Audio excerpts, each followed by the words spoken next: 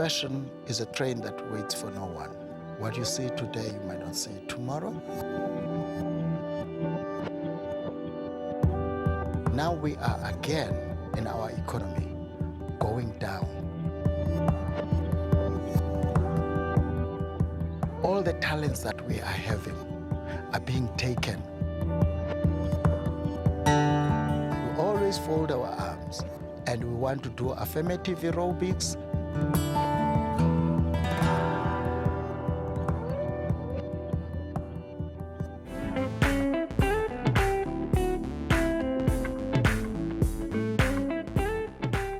Once again, it's time to get inspired with Visionaries Lounge. Do you remember that song, Mandelu Kogo Mashabana House? Well, my guest this evening is Sonwabile Ndamase. He's a world-famous designer who's responsible for what's come to be known as the national shirt, that Mandela shirt. He joins us this evening to talk to us about exactly how he got that idea and what he's up to now. Budwam, molo njani? Awudavuya wamkelekile apha Visionaries Lounge siyabulela. Ndiyabulela nami ukuthi ndibe nani bethuna. Kha kusibalisele ngoSonwabile, where did you grow up and how was your upbringing? I grew up in the Eastern Cape, in a place called Libode. Kulo area where I grew up, my mom come from this awesomeness royal family per se. And then the unfortunate thing is that my mom was a town girl, to describe her. My mom found within my siblings that there's this relaxation in the rural environment, that you always expect things to be done for you. And especially if you come from those kind of royal family cliques, you know. And then she decided to say, you know what, I am going to take my kids away. How many children were there at the time? There's 6 of us. Firstborn is a lady, and then there's also the secondborn is a male, and then the other one is a male again, and then that was a sister, and then that was me. Where was your father? My father as well was also around. And the unfortunate thing is that, you know, there's this thing within our Mampondo of culture that you find that the husband can also take extra wives or can also, you know, move around and get themselves excited to release their nerves. So your father had other families?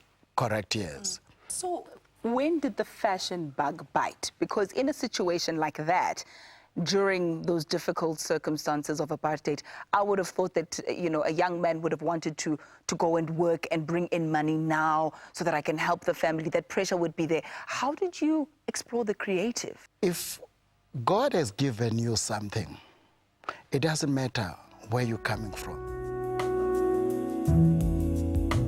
What matters is what you are doing with that voice that God has given unto you, because it will keep on coming. What happened is that my mom actually brought us to East London. I used to be a sneeze dresser whilst I was still at school, and also people will also have this thing of when I'm wearing my uniform, they will ask me, have I ever worked before? I had, when I was at high school, I would always say that I graduated from crash because I was told that I'm an adult because of how I dress. Yes. And my mom as well, she had character of this handcraft, of doing things by hand. She bought a machine that will mend our pants, mend all other things that we're doing. And guess what's happening? I was one of those people that will always be curious in assisting her in doing those shows at home. And there was this thing that keep on knocking in my head that says, one day, I would like to make my mom proud. So this thing, but this is what she does. Did you always know it was going to be fashion? Not really, but I picked it up because when I was at school, I started to assist in the competitions that were taking place, and I used to dress a lot of other, students. And then also I was Mr.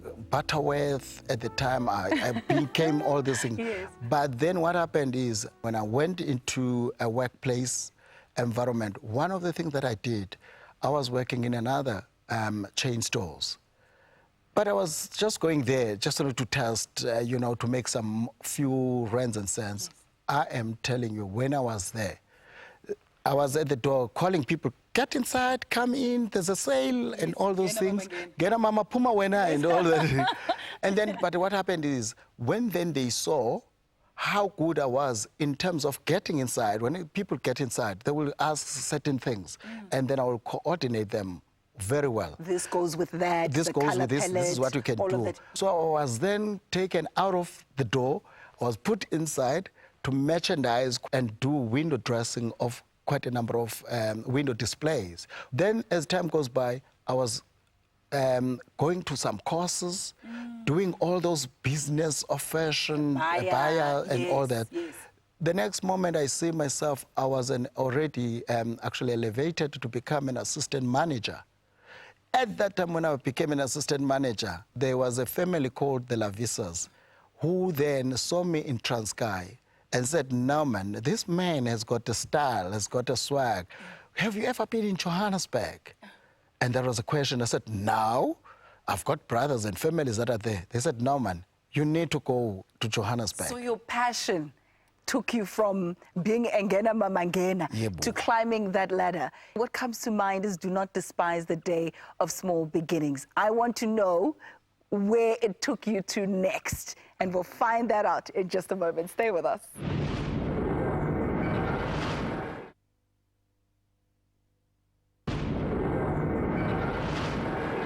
So good to have you with us. We continue our conversation with a style icon and fashion guru, Sonwabile Ndamase. Now, talk to me about when you finally came to Joburg. What was that like? Oh, my gosh. Yes, Lando Bati, Maufike, when you buildings that are too high than Jimmy comes to Josie. That's correct. Yes. Now, the one funny thing is that at that time, it was the time of the Michael Jackson in the 80s. And Michael Jackson was still, a hot spot. It's close to midnight. Something evil's lurking in the dark. Then here I am. I'm coming out of the train, and then I was wearing one of the jackets, and then I pushed them, pushing them like a Michael style of Michael Jackson. Now I meet this lady, started to say, "Abuti, kina komang?" And I come, hey, lento ayibuzayo. Inebikwa around and I'm finished born band kina command ikomani indawo. But I'm not around. I'm not around. In the meantime, umuntu jongi ufuna ixesha kina koma mna ndifuna ikomani komani. Yes. But anyway, then out of the whole thing, I'm one of the people that when I grew up, I never have friends of my own stature and standard. I always want friends and the people that set up the bar for me so that I can always dream and make it a point that my dream can be realized and be realistic by virtue of measuring it with the people that I hang myself with. So when I came to Johannesburg, the first people that I had to go and see, because I used to host them then, Gibson Kente. Wow. I went to Dube to go and see his house and all the people that were, how they were staying. Now here I am, seeing these guys, their environment, where they were staying. I said, oh my gosh, hey, people, they fake it, ne? When you think that these people come from Josie, they've got almost money. Yes, which is the perception, is yes, Tinda siba entertainer, we do go out of our way, we give our houses. They're struggling as well. When you go back where they stay, they are struggling. That gave me a hope of saying, you know what? You can do it as well here. So nobody knows you until you expose yourself. And then that was it. Then the next thing that happened, I went to meet Mama Winnie as well. And then when I met with Mama Winnie, and then I tried to introduce myself, I'm Sonwabile Ndamase. Said, oh, I'm Ampondo. Ungwangapha kuthi ne? Now hey, I'm a designer. Aqala umama ke ngoku washrinka. Wathi mama, hey, nawe ngoku uthunyelwa apha kum. You understand? Because what is happening is that Mama thought that I'm an informer. Now I want to be closer to her so that I can be in a position of sucking whatever information and in the manipulating circumstances, and then go back to Transkei and start telling, because there's been kind of things like that. But to me, that never stopped me. And then I said, at least I've made connection and the contact. That is important, and she knows me. The rest is history. I am going to find my way around this family.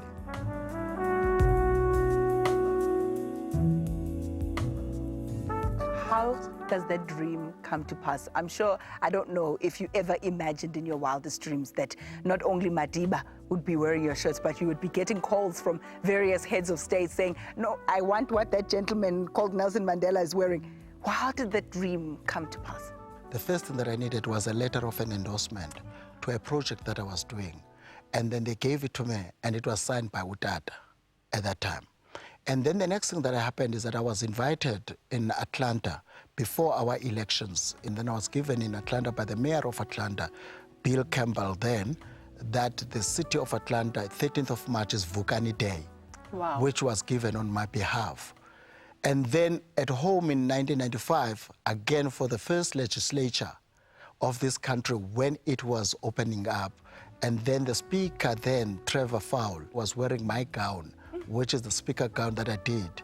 And I found that there's no stopping it at all. Then when Tata, in the 90s when he was released, now I was already now having a cordial, good relationship with Mama and Zinzi, because I was dressing Zinzi at that time, and the whole family. And then the next thing that happened, I was invited to a dinner. The old man started to say, oh, are you the designer, typical of Mpondo? And then when I started to speak to him, I said, and then he started to ask me, what can you do for me? And then at the end of the day, I was given this brief by Utata that I have to understand why he needs what he was wearing. There are these things that people think that Tata was dressing just only to look snazzy, to look beautiful, to look different.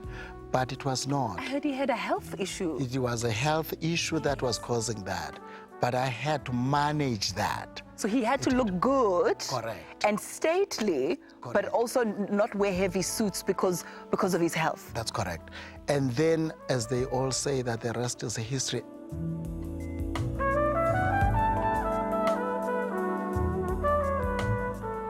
At the end of the day, he invited me to travel with him international when he was actually reciprocating to the Queen of England. By that time, she was here, and then he had to go back as well, being hosted by the Duke of Edinburgh.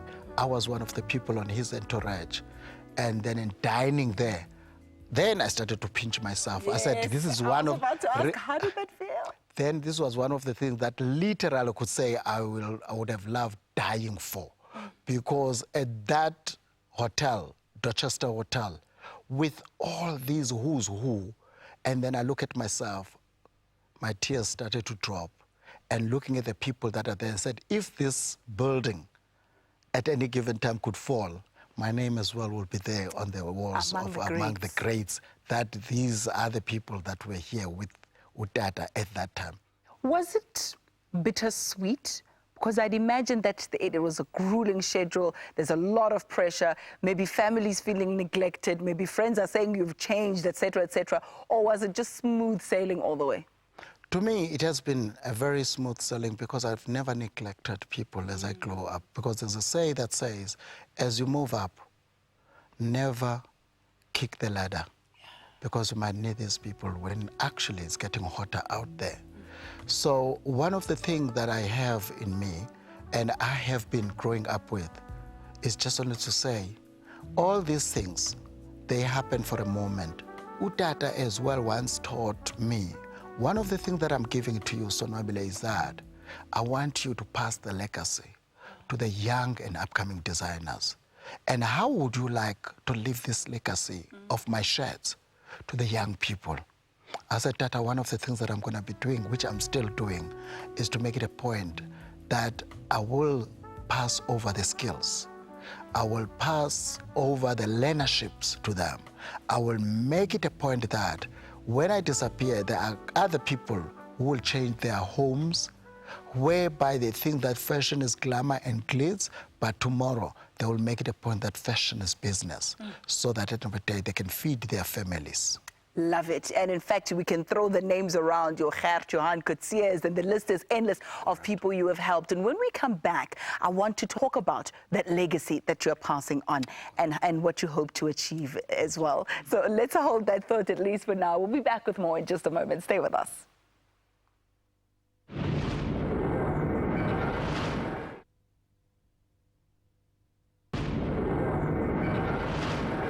The man behind the Madiba shirts continues to share his journey with us, Sonwabile Ndamase. Let's talk a little bit about how you build on that, because you've become known with the Mandela's shirts, but you've gone on to do so much more. One would have thought that when Tata shied away from the limelight and stepped down as head of state, that you also would have, shrunken back from the work that you do. But instead, you've gone on to do more. Let's talk about the Vukani Fashion Awards.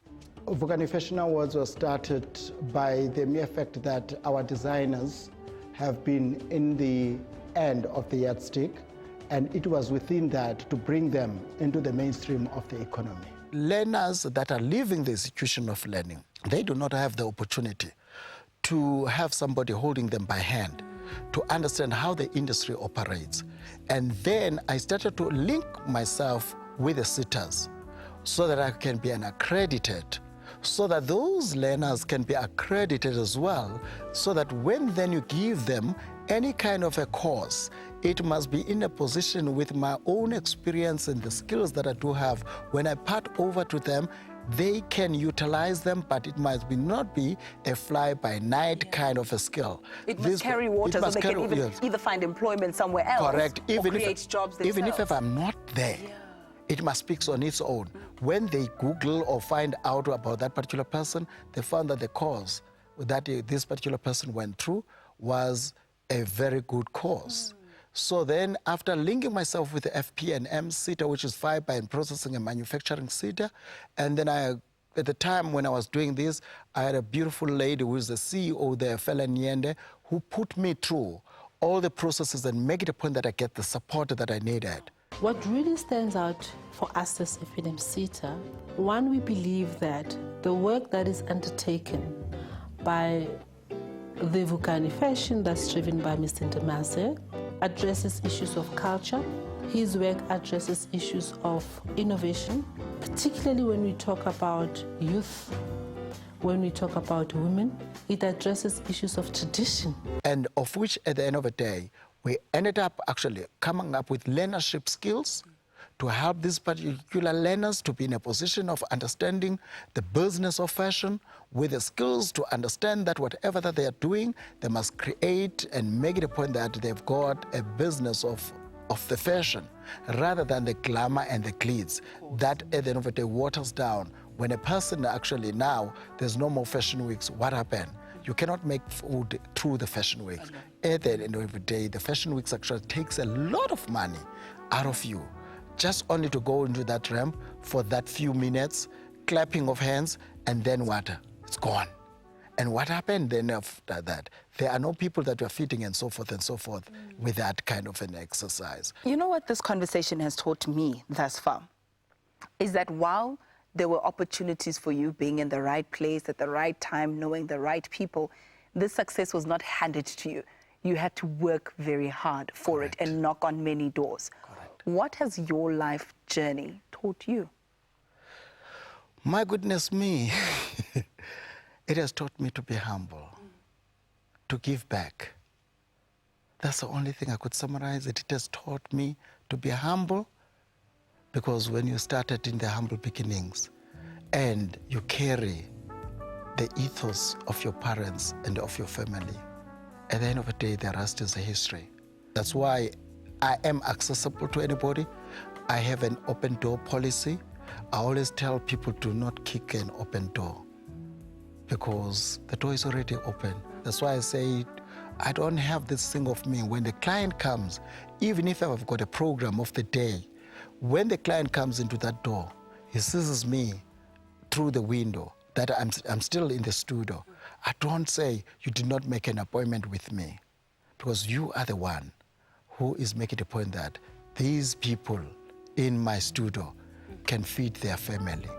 I jump on my chair and go and greet, even if ever it's for 2 minutes or a minute or so that you can know you have come into my studio. And you're welcome. And you are welcome. Is there anything that you would have done differently, perhaps in hindsight? I will never have changed the life that God has given unto me, because this is the only life that has got a purpose. And every stage of it, I'm enjoying it before actually I give up the baton to my son and also to my daughters, because these days, daughters as well. Yes. Because at this point in time, funny enough, because my mom wanted me to be a lawyer, my daughter picked up that and she's a lawyer. So I also envy that one, because when she finished up the matric, I said, you know what, my mom wanted me to be a lawyer because of certain aspiration that she saw on me, and unfortunately I never become. I would love to have a lawyer within my In kids. the family. Yes, yes. Yeah, well, and she said, it's okay, Dad, it's I'll okay, do it. Dad, I'll do it. And then that was it. And then she became a lawyer. Well, your advocacy is through fashion, so I don't think you're far off. It's not too far off. But perhaps as a last question, what more is there to do for you? There is so much for me to still do. Our industry, again, you know, fashion is a train that waits for no one. What you see today, you might not see it tomorrow, you might see it the other day. Now we are again in our economy going down again, of which now there's quite a number of factories that have closed down. There's a number of institutions that are closing down. There's so much. We are in a dire strain now again in this country. And we have got so much to offer. And guess what's happening? All the talents that we are having are being taken. Before, it was taken by the European people, that they were stealing from us and they bring it back to us. And guess what's happening? They sell it back to us because now they've stole our designs, our creativity. Now we can identify with them. Now, if you go around town where we are at in Johannesburg, even now in rural areas, in like, Cape Town, everywhere, you find that isiXhosa, isiZulu, isiShangane is no more done by our own people.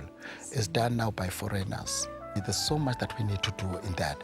Claiming back what is ours and take it into the next level. But now guess what's happening? We always fold our arms and we want to do affirmative aerobics. That's what we are known with, which we call it toi. Affirmative affirmative aerobics. But Yeah. I am saying to the South Africans that is out there, to the young person that is there, take your pride back. I have a feeling that I'm going to have to call you back soon in the next few months. I feel a second chapter going on here. There's a lot of work that you're still going to do, and would love to hear about it as soon as it happens. So we'll have to catch up with you later. I have a sneaking suspicion that we're going to invite you back to the studio in a couple of months. But thank you so much for joining us. It's been an absolute pleasure. And thank you for watching. See you again next week. Bye-bye for now.